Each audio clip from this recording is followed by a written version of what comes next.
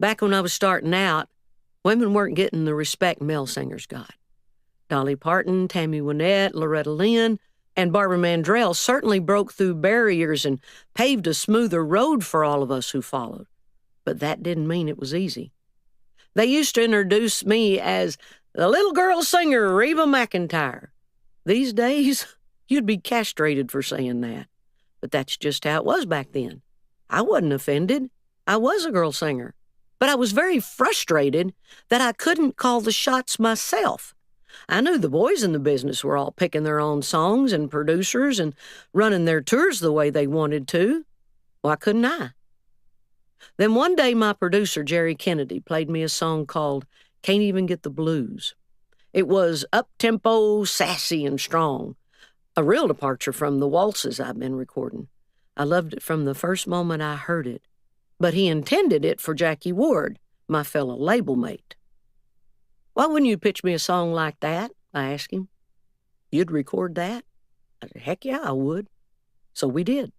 It became the second single on Unlimited, my 5th album, and it went to #1. It was great to feel like I had a seat at the table for what I wanted my career to be.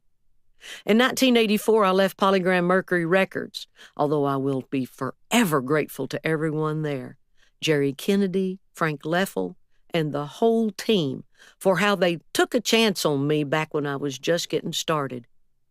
I found my way over to MCA Records.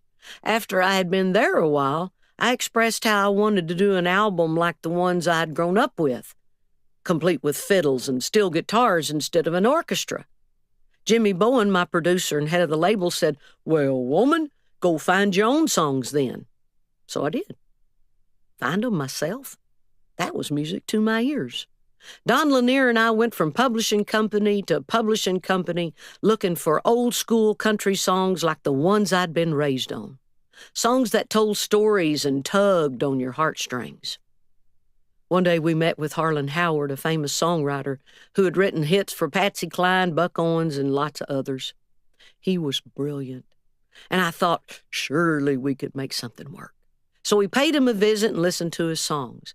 Now, I didn't want to offend Mr. Howard, but they just weren't what I was looking for. No goosebumps, no little shiver up my spine. Nothing. Crickets. So I told him I was passing on them. I think he was testing me. Only after I'd turned down those songs did he play me Somebody Should Leave. It was the saddest country song I'd ever heard, and I wanted it. It became the centerpiece of My Kind of Country and went to #1. That was the album that helped turn me from a singer into an artist. You know, there's no handbook for how to find a hit. And those years of going out and choosing my own songs really taught me how to trust my gut instincts. I learned not to overthink it too much. If you're moved by it, just trust that the listeners will be moved also. My gut hasn't steered me wrong yet. Trusting your gut doesn't mean choose blindly. It means doing your research and surrounding yourself with a team you can trust. It means getting in the right rooms and doing your best to collaborate with people who love what they do just as much as you do. I started out in the music industry knowing less than nothing about the business, and I mostly could have just stayed that way. Instead, I learned everything I could from the experts around me. I'm so grateful to my record labels and managers